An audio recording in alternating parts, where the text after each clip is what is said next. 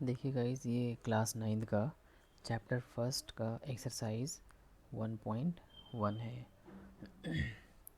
Video में नहीं question दिए हैं। तो सबसे पहले हम लोग पहला देख रहे हैं कि क्या ज़ीरो रेशनल नंबर है। इसका आंसर है यस, ये एक रेशनल नंबर है, क्योंकि रेशनल नंबर को हम पी बाई क्यू के फॉर्म में लिख सकते हैं। तो ठीक है, 0/1, 0/2, 0/3 से ज़ीरो को लिखा जा सकता है।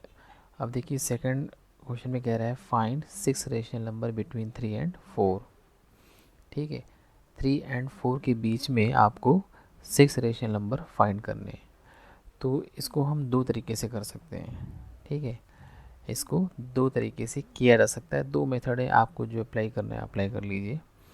तो सबसे पहले मेथड में करना क्या है आपको, जो आपको दो नंबर आपके क्वेश्चन में दिए हुए हैं, जैसे यहाँ पे फर्स्ट मेथड में लिखा हुआ है 3 एंड 4, तो आप क्या करें 3 + 4, इनको आप ऐड करें और डिवाइड कर दें 2 से। तो वैल्यू क्या आ जाएगी, 7 आ जाएगी, 7/2 आ जाएगी। आप इन्हें कट करेंगे तो इसकी वैल्यू आ जाएगी 3.5। तो ये आपका जो निकल के आया है सबसे पहले 3.5, 3 और 4 के बीच का ये पहला नंबर है। ठीक है, 3 एंड 4 के बीच का ये क्या आएगा, = 6.5/2। ठीक है, 6.5/2 अगर करेंगे तो 3.2 आएगा। तो इस तरह आपके पास दो नंबर हो गए, एक तो 3 पहले से था, उसके बीच में एक 3.2 हो गया, एक 3.5 हो गया और एक 4 जो गिवन है। दो नंबर आ चुके हैं। ठीक है, अब आप फिर उठाइए 3, फिर प्लस करिए 3.3 + 3.2, 3.5, 3 एंड 4। आप चाहे 3 + 3.2 कर लें या 3.5 और 4 को ऐड कर लें, या 3.2, 3.5 किसी को भी कर सकते हैं। जिसके बीच का निकालना है उसको डिवाइड कर दीजिए। यहाँ मैंने 3 और +3.2 को डिवाइड किया है तो 6.2 हो गया, उसको डिवाइड किया 3.1 आ गया। ठीक है, तो इस तरीके से मैं अब आप लिखे दे रहा हूँ। पहला नंबर हो गया 3, 3.1, 3.2, 3.3 एंड 3.4। ठीक है, एक आपका 3.5 भी है। ठीक है, सेकंड मेथड ट्राई करते हैं।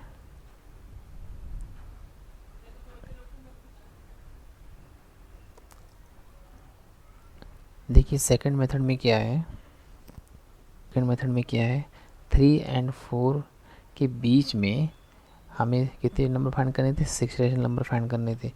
अब जब भी कहा जाएगा 6 रेशनल नंबर, तो अगर 6 कहा जाएगा तो उसमें एक ऐड करना है आपको। ठीक है, बात समझने की कोशिश कीजिए। कहा जाए कि 5 रेशनल नंबर निकालिए, तो 5 कर रहा है तो 6 करना पड़ेगा। 6 यहाँ पे कह रहा है तो मैंने 7 कर दिया है। तो उस 7 से आपको न्यूमरेटर और डिनोमिनेटर दोनों में मल्टीप्लाई करना पड़ेगा। ठीक है, यहाँ पे 6 कह रहा है इसलिए मैंने 7 से कर दिया है। तो 3 7 27 और 4 7 28 आ गया। अब 21/7 और 28/7 के बीच में जितने नंबर आ रहे हैं, लाइक 22/7, यहाँ से लेके जितने नंबर आ रहे हैं अब आप सारे लिख दीजिए। तो ये जो मेथड है ये इजी है। ठीक है, ये इसको ज़्यादा बच्चे करते हैं क्योंकि जल्दी हो भी जाता है और समझ में आ जाता है। तो मेरा ख्याल यही करिए आप क्लास 9th के हिसाब से, ये परफेक्ट मेथड, लेकिन आपको दोनों आना चाहिए, इसमें मैंने बता दिया है। तो यहाँ पे 3 एंड 4 के बीच में आपको 6 नंबर फाइंड करने थे। तो 6 रेशनल नंबर कौन कौन से, 22, 23, 24, 25, 26, 27, सब में डिवाइड बाई 7। तो ये 6 नंबर आपके सेकंड मेथड से आ गए हैं। इसी मेथड का देखिए दूसरा फिर नीचे दिया हुआ third question, find 5 rational number between 3/5 and 4/5। अब आप देखिए 5 रेशनल नंबर कह रहा है 5, तो क्या करना पड़ेगा आपको, 6 से मल्टीप्लाई करना है, सिंपल। आप पहले नंबर पे 6 से मल्टीप्लाई कर दीजिए और दूसरे वाले में भी 6 से ऊपर नीचे मल्टीप्लाई करना है। न्यूमिनेटर और डिनोमिनेटर दोनों में आपको 6 से मल्टीप्लाई करना है। दोनों को 6 से मल्टीप्लाई कर दिया। 6 से मल्टीप्लाई क्यों किया है, क्योंकि वो 5 रेशनल नंबर कह रहा था। तो फिर मल्टीप्लाई के बाद डिवाइड करिए, 3 मल्टीप्लाई करिए, 3 6 18, 4 6 20, नीचे 5 6 30 आ गए दोनों में। अब 18 और 24 के बीच में जितने नंबर आ रहे हैं, लाइक 19 से लेके 19 आएगा, 20 आएगा, 21 आएगा, 22 आएगा, 23, इतने नंबर आएंगे। इन सबको लिख के डिवाइड बाई 30 कर दीजिए। तो ये नंबर, ये तरीका ईजी है। जब भी कहा जाए दो नंबरों के बीच में रेशनल नंबर फाइंड कीजिए, तो आप यही नंबर जितना के उसमें एक ऐड करके आप मल्टीप्लाई कर दीजिए ऊपर नीचे। तो ये देखिए 5 नंबर 19, 20, 21, 22, 23 डिवाइडेड बाई 30 30, ये नंबर आ गया है। तो इस तरीके से क्या होगा, आपका जो क्वेश्चन 3 था हो गया। Number, every integer is a whole number, every rational number is a whole number. यहाँ पे आपको ध्यान देना है होल नंबर की तरफ। अगर होल नंबर का कॉन्सेप्ट आपका क्लियर हो गया तो आपका काम हो जाएगा। तो आप यही कर देता हूँ कि इसमें बस ट्रू फॉल्स बताना है, बाकी रीज़न आप समझ जाएंगे क्या देना है, ठीक है। तो मैं आपको यही ऐसा करता हूँ, यही बता दे रहा हूँ आपको इसी एनसीईआरटी की बुक के ऊपर ही 4 का फर्स्ट देखिए। तो क्वेश्चन करने से पहले पहले होल नंबर को हम समझ लेते हैं। देखिए नंबर लाइन में हमने देखा है 0 से लेके जितने आगे वाले नंबर है पॉजिटिव डायरेक्शन के, 0 1 2 3 डॉट डॉट जितने इनफाइनाइट नंबर है सारे, तो 0 से लेके सारे नंबर पॉजिटिव डायरेक्शन के होल नंबर है। अब एक चीज़ आपको समझ लेनी चाहिए कि होल नंबर में क्या आता है, 0 1 2 3 4 ये आते हैं। और उसमें 1 2 3 क्या है, वो नेचुरल नंबर है, ठीक है। नेचुरल नंबर को काउंटिंग नंबर कहते हैं। किसी भी चीज़ का काउंट आप कैसे करते हो, 1 2 3 करते हो, तो ये नेचुरल नंबर है और ये होल नंबर के अंदर आता है। अब आपके माइंड में एकदम मेकअप हो जाना चाहिए कि होल नंबर नेगेटिव नहीं हो सकता, ठीक है, फ्रैक्शनल वैल्यू नहीं होती इसकी, और पॉइंट वाले आंसर नहीं आते हैं। अब जिस तरह क्वेश्चन पूछे उसके हिसाब से सोच सोच के आंसर दीजिए। पहला, क्या है नेचुरल नंबर होल नंबर है, तो आंसर आएगा यस, क्योंकि उस, और देखिए नेचुरल नंबर उसके अंदर आता है, तो ये तो होगा ही, ऑब्वियस है। कह रहा है एवरी इंटीजर होल नंबर। अब बताइए होल नंबर तो नेगेटिव होता नहीं है, इंटीजर केवल नेगेटिव भी होती है, क्यों होती है, तो इसलिए फॉल्स हो गया, इंटीजर नेगेटिव होता है, होल नंबर नेगेटिव नहीं होता है। थर्ड है every rational number is a whole number, rational number whole number. Rational का मतलब जो नंबर रेशियो में होते हैं, जैसे 2/3, ठीक, ये रेशियो में है। आपका 2.-5 नेगेटिव भी होता है, तो ये चूँकि रेशियो में होता नहीं होल नंबर, हमारा होल नंबर तो 0 1 2 3 4 5 करके होता है, रेशियो में होता नहीं, तो एवरी रेशनल नंबर क्या रहता है, इसलिए ये भी गलत हो गया, फॉल्स हो गया इसका भी आंसर, ठीक है। तो इस तरीके से ये क्वेश्चन मैंने आपको first, second, third and fourth मैंने ऊपर ही बता दिया, चारों क्वेश्चन कंप्लीट हो गए, ठीक है। अब हम इसे करने के बाद एक्सरसाइज 1.2 की तरफ चलते हैं। 9th का चैप्टर फर्स्ट का ही एक्सरसाइज 1.2 देखते हैं। इसमें पहले 3 क्वेश्चन में ट्रू और फॉल्स बताना है। तो आइए देखते हैं। फर्स्ट कह रहा है every irrational number is real number, तो इसके लिए आपको पहले रियल नंबर समझना पड़ेगा।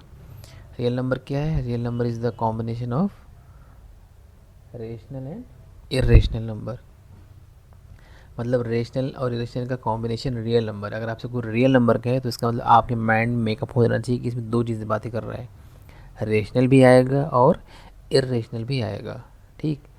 तो आइए देखते हैं क्वेश्चन के हिसाब से क्या कह रहा है। कह रहा है every irrational number is real number, तो भाई इरेशनल नंबर क्या है, रियल नंबर का पार्ट है, तो ये तो ट्रू होगा, ठीक, ट्रू होगा ये। सेकंड देखिए, सेकंड कह रहा है every point on the number line is of the form root M, every point. अब नंबर लाइन तो आप जानते हैं उसमें 0 भी होता है, 1 भी होता है, नेगेटिव भी होता है, सब तो नेचुरल नंबर नहीं होते हैं। सपोज़ रूट में मैंने 2.4 रख दूँ, तो क्या 2.5 नेचुरल नंबर है, 2.4 नेचुरल नंबर नहीं, कोई भी नंबर आप रख सकते हो। तो उसका जो कह रहा है कि every point on the number line is of the form root M where M is natural number, ये तो हो नहीं सकता कभी नहीं।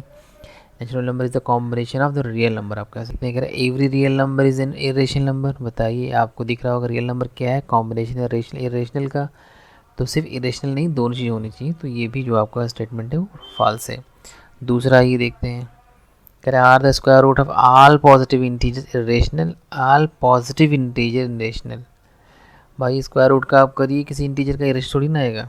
सपोज़ आप जैसे रूट 9 कर लीजिए, तो क्या है वैल्यू आएगी, 9 आएगी। कुछ भी कर लीजिए, रूट इसका रूट निकलता हो, 16 कर लीजिए 4 आएगी, तो ये इसका आंसर होगा नो।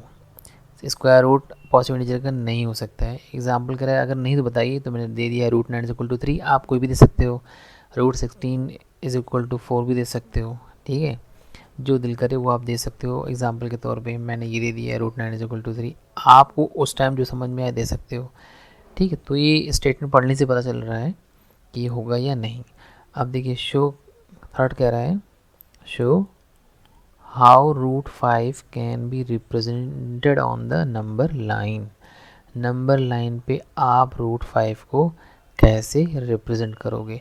तो उसके लिए छोटा सा एक नंबर लाइन बना लीजिए आप, कहीं बीच में पॉइंट आप ओ मान लीजिए, और 1 यूनिट की डिस्टेंस पे आप उस ए पॉइंट ले लीजिए, ओ से आपका 1 यूनिट का डिस्टेंस है। अब बी से ए पर क्या डालिए, परपेंडिकुलर डालिए, ठीक है। बी से ए पे 1 ही यूनिट का वो परपेंडिकुलर डालिए, वो भी 1 यूनिट का होना चाहिए।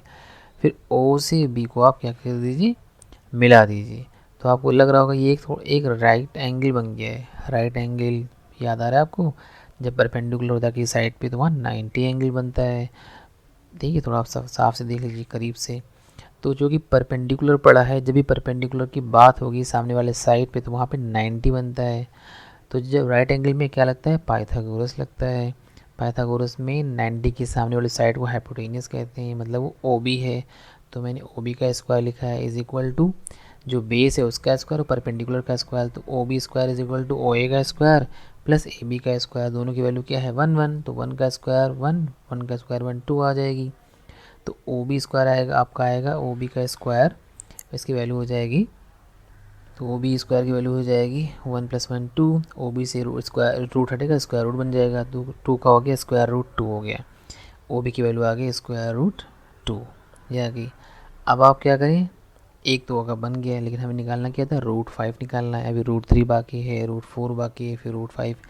फिर आप क्या करें, परपेंडिकुलर डालें बी पे, इस बार 1 यूनिट का ही बी, उसका नाम रख दीजिए B1। और ओ से B1 को फिर से मिला दीजिए, ठीक है। आपको खुद इक्वल टू, मैंने वैल्यू रख दी डायरेक्ट, 1 का स्क्वायर और रूट 2 का स्क्वायर। तो 1 का स्क्वायर 1, रूट टू 2 होता है। जो भी चीज़ स्क्वायर रूट में रहेगी, अगर वो 2 बार आई हैं तो उसकी वैल्यू एक ही बार बाहर निकल के आ जाता है। तो ओ बी की वैल्यू क्या हो जाएगी, रूट 3। तो यहाँ पे ओ बी 1 है, दरअसल वो ओ बी 1 की वैल्यू हो जाएगी रूट 3। फिर रूट 3 आ गया, फिर आप परपेंडिकुलर डालिए, 4 आ गया। अभी रूट 5 लाना है, फिर आप परपेंडिकुलर डालिए, ठीक है। परपेंडिकुलर आप डालिए, फिर अब उसको B3 मान लीजिए। B3 से ओ, देखिए मैं सही से लाइन खींच नहीं पा रहा हूँ, आप खींच लीजिएगा सही से, ठीक है। तो इस तरह क्या होगी, ये रूट 3 आ जाएगी यहाँ पर। तो आपको 2 फिर 3 फिर रूट 5, ऐसे रूट 7 होगा तो भी ऐसे हो जाएगा। अब चूँकि इसको क्या कह रहा था, कह रहा है कि रूट 5 को नंबर लाइन पे आप दिखाइए, क्या दिखाइए, नंबर लाइन पे। क्योंकि नंबर लाइन पे दिखाना है तो क्या करना है, OB3 की जो वो है डिस्टेंस जो है उसको आप ले लीजिए अपने डिवाइडर में, और ओ पे रख के निशान लगा के ऐसे काट दीजिए नंबर लाइन पे, ठीक है। नंबर लाइन को मान लीजिए, वहाँ पॉइंट मान लेता हूँ मैं, एक पॉइंट है आपका सपोज़ D मान लीजिए, ठीक है। वो पॉइंट वहाँ पे आएगा, D मान लेता हूँ कि यहाँ पे आएगा। इसको अगर आप मिलाएंगे इस तरह डॉट डॉट करके उससे अपने डिवाइडर से, ठीक है, तो यहाँ पे आके वो गिरेगा। और जो ये पॉइंट ये है रूट D पे जो है ये रूट 5 है, ठीक है। मतलब OB3 की वैल्यू क्या है, OD के रूट 5, यही था, यही पूछ रहा था। रूट D निकालिए, ठीक है। तो इस तरीके से आपका ये वाला क्वेश्चन जो लास्ट था ये भी हो गया है।